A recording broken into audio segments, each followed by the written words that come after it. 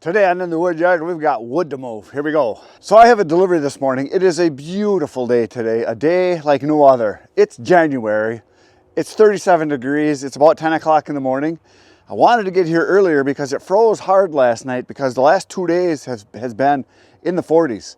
So everything's turned into mud again because it's like the never-ending spring we're having here because we've had it freeze up once for like a week or something like that, and then we got snow, then it all melted, and so every day now we're having a freeze thaw. You can see here where the camera's sitting, Bert moved some totes yesterday. It was all soft, you can see here, and he moved these totes over here, so everything's getting all tore up like this. But right now the ground just froze, and the sun is out and it's about 37 right now, so it's gonna get turned to mush over the next couple hours. So I want to hurry up and get my delivery loaded into the baby dumper here. It's for 2-phase cords of 2/3 of a cord of oak, and then they want some bundles. So I came over here, backed up the truck, and this has probably happened to you. It's happened to me once or twice before, but this time I'm kind of in a hurry, so I want to get this done. So what I've done in the past, I'll show you here. So what the deal is that I put this trailer here with the tractor when I was moving some stuff around, and when I put it here, the tractor receiver is a little higher than the truck receiver. So what happened was I extended the jack, the bottom part, too long, and I have too short of a throw here to get it onto the truck. I just drove this piece of wood underneath here by using the maul here. I pound under, lift it up, and I still don't have enough because I'm going to lower this down and show you here. So I'm going to bottom out on that pin right here. Right there. And I still can't get it on there. Even if I'd back the truck in, I can't get it to hook to pull it. So in the past, what I've done is you pull the truck ahead, you go get the tractor, you lift it up, you adjust the leg. But I'm kind of in a hurry here, so I'm thinking, what can I do to make this faster? So I came up with an idea. We're going to find out right now if it works. So what I'm going to do is we're going to crank this back up. I'm going to get it up there, I don't know, a good 3 inches or so up above the ball. That should be good. Now I'm going to get the ball directly underneath here. Then I'm going to take this chunk of wood, I'm going to put it underneath here like this, drop it down, and that should allow me to get that foot released because I can't lift it because the trailer's too heavy. Now if you got a small trailer, you usually can just lift it up and get it done. But I've done this several times where the bottom foot is dropped too low, too much space between where the pin is here and down there. You usually got to stay pretty much on this third one or second one, and then just use your crank to elevate it, and that way you got enough play that you can get it on pretty much anything. And so yeah, this is what happened. I'm sure it's happened to you guys if you do any amount of pulling and trailering with different vehicles or different heights, or like with the tractor, like I said, when I set it on here, obviously I had the rear end lifted up too high, and then I extended the leg too much because I was just getting it out of the way. Causes problems now. So I'm gonna see if I can get this thing backed up here, get it on there, and then put this chunk of wood on there and then drop it down so I can release that, and then I can raise the bottom post up, and then I can crank it up, lower it back down, and get it on there. So what a crap show. All right, so we're gonna wiggle our back end over so I get directly underneath the hitch with the ball. This is where having a backup camera is nice because you can kind of see where you are. And unfortunately, I'm kind of in a shadow right here, so it's hard to see. I just got to get over a little bit. Whoops, turn that off. Oh, I can see it.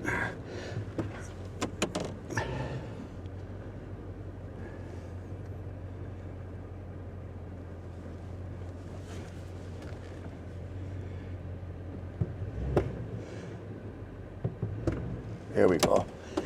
I think that has it. Now let's take a look. Come back here. Oh yeah, right over the top of it. So then we're gonna put this under here. Still gotta go up a little bit. Here we go. And then we're gonna drop this.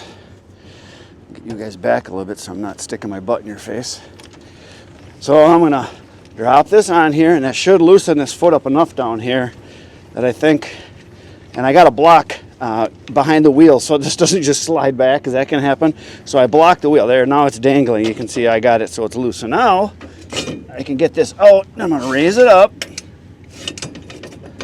I better go to the third one here. I raised it up there, and now I'm going to lift it back up, and I should.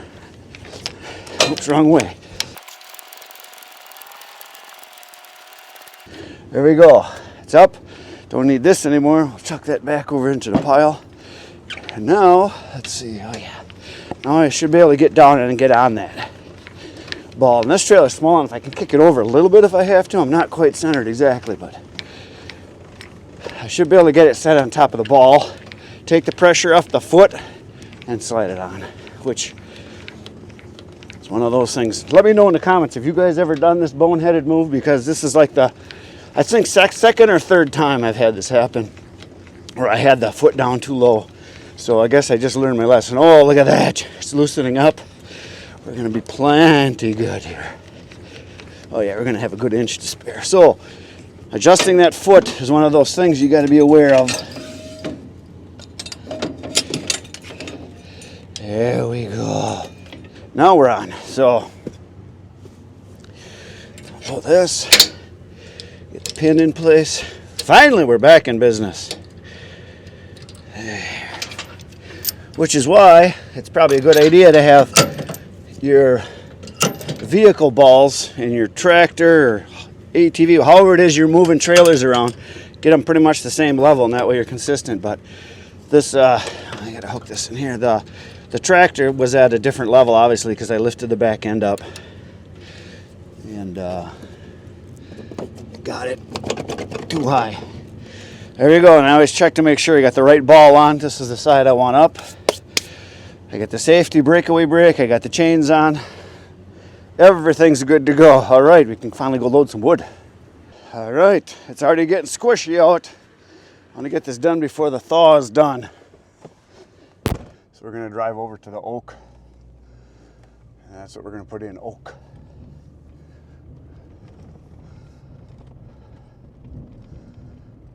So we got the truck and trailer over to the oak. You can see here where yesterday Bert was digging in. You can see how soft it was yesterday. And yesterday was better than the day before. But we try not to do too much when it's muddy. Try to do other jobs, which, you know, it happens. This area here is getting a little, you can see where I just drove through. It's still hard underneath. There's only about maybe a 1/4 inch of squish here, which isn't bad, because there's days when we drive through here in the spring, especially when it's rained and the frost will go out. You know, you'll sink in a good 2-3 inches and spin the tires and make a big mess. You can see where I back dragged this when I cleaned up that mess over there. So this I smoothed out, and over here it's got some grass, so it's way better. But I should have been here an hour and a half ago, but I was busy answering comments all morning. So there we go. So what I like to do is get the trailer alongside the pile that I'm going to be tossing from, because it's a lot easier to throw over this side, because I can fill the whole length of it easily, versus when I back the rear end in, then I got to throw farther up to the front. So I got to fill the trailer up, and that's what's going to happen right now. There we are. It is loaded. 2 face cords, 2/3 of a cord, 2 Rick's Ranks rows, whatever you want to call it. There it is. Now, I'm just mentioning this again because people that are new to the channel ask all the time, how in the world can you know how much wood is in your trailer when you go from a loose pile, not stacked or measured, into a trailer loose pile, not stacked? Because I've done this for 50 some years, after you do enough loading of wood into a truck from measured piles or into your trailer, you should know how much wood is in there. Just like when you go to the deli, like I've mentioned in the past, you ask the person behind the deli counter when they're shaving the ham or the turkey, and they grab a handful and they put it on the scale, and it's almost always within a little bit of being exactly what you ask for. So if you ask for a pound and put it on there, you get like 0.97 or 1.02. They just know because they've done it a lot, and then you put a couple more pieces in. So what I do is I know that if this has a slight crest to it, it's 2 face cords or 2/3 of a cord. So then I put it as full as I can get it, so there's a couple extra armfuls. They get a little extra and I don't have to stack. So that's how I know. Now, for you guys that have trucks that you're loading into, take a measured face cord or 1/3 of a cord that's stacked, throw it into your truck loose, look and see how much it is so that you know, and then next time do the same thing and you don't have to stack anymore. The wood loose like this dries way better. I'm going to show you something right now. Because it's about 40 degrees, the sun is out and it froze last night. I think last night it got down to like 27 or something like that. So there's just enough frost and firmness to the ground that it's just a little bit muddy, not bad. Now, loading that also, this is another thing, loading that took me 11 minutes and 31 seconds according to the counter on the camera. So when I push stop, I always look, 11 minutes, 31 seconds, and that's for 2 face cords, 2/3 of a cord. If I was to go get the tractor, put on the right attachment, if I had a grapple that would work good, I dig into it and I load it, putting the right attachment on and putting the tractor away, take about the same amount of time. And what I gained by doing this was some exercise. This is the number one reason I do firewood is exercise. I'm trying to stop from getting more round. It's just my number one thing is exercise. That's why I do this. A little bit extra money is good. I mean, that's a bonus. So a lot of guys go to the gym, lift weights, and they pay for memberships. My membership pays me to lift, turn, twist, throw, chuck. I get exercise. That's why I'm here. Plus a little jingle on the side is nice. All right, well, I'm gonna show you something up here in the pile. So we're just gonna climb up here, and this is how I get into the trailer or the wood pile all the time. I just climb up on top and do a little balancing act.